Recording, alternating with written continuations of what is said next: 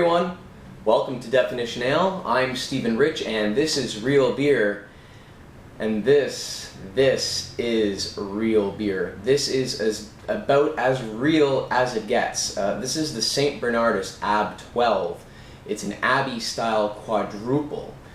Big, bold, rich beer. One of my all-time favorites. St. Bernardus is literally an Abbey monastery. It's a group of monks brewing beer. How much more real does it get than that? These guys focus on freshest ingredients, highest quality, and the most outstanding and most flavorful beer you will ever taste.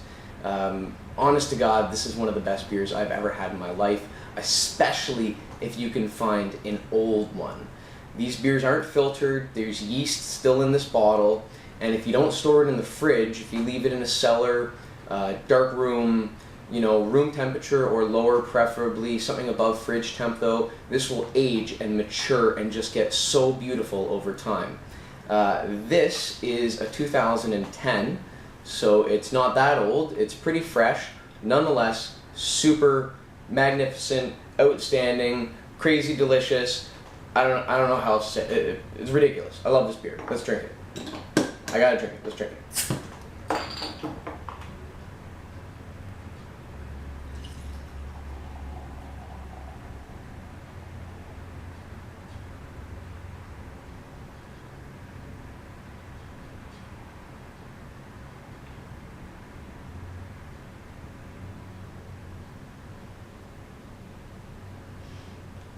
I swear to God, I can smell it from here. It's so amazing.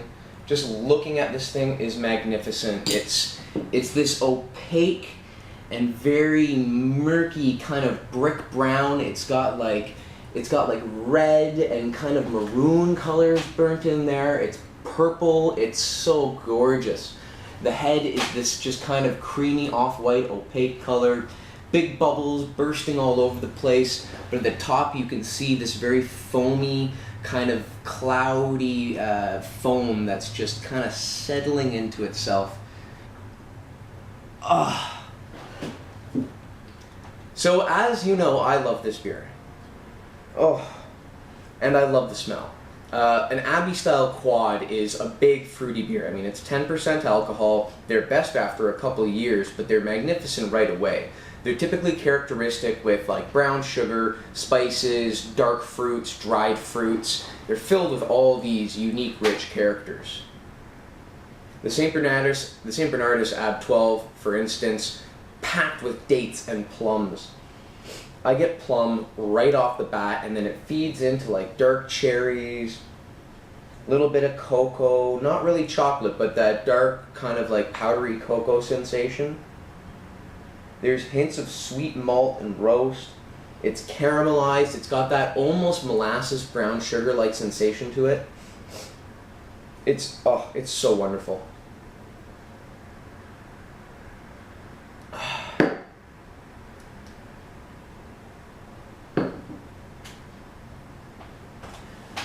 Wow.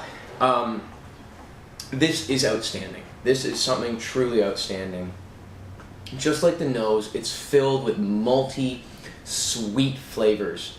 All these dried fruits are coming across my palate. It hits me right here in the front and then rushes right to the back and fills your whole mouth. It's really something beautiful. But at the same time, the beer's dry. It's not overpoweringly sweet. It is sweet, no question. But at the same time, it's got some hops that you don't really taste in here. But they're there to kind of add a hint of bitterness and to balance out the character of this beer.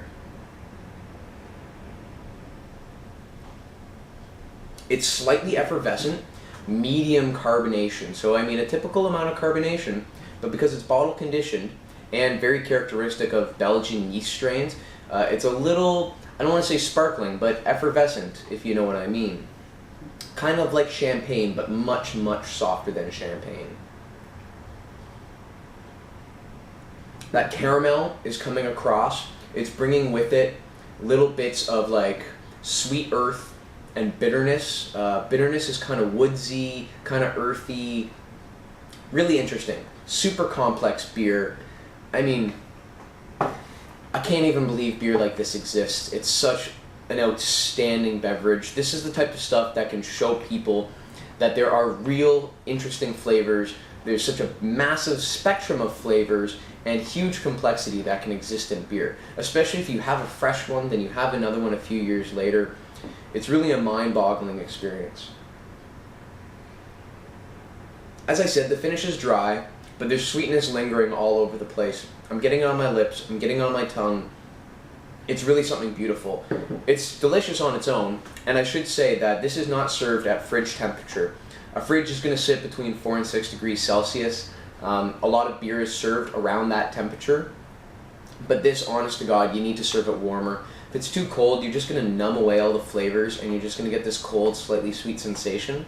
If you break this out around cellar temperature, 12 to 14 degrees, pretty much take it out of your fridge, let it sit on the table for about 20 minutes. That's kind of what you're looking at. Then you're going to be able to detect and absorb all the beautiful complexities, the hints of, a little bit of pepper, a little bit of cinnamon and clove, all these spices, all those fruits. It's so good.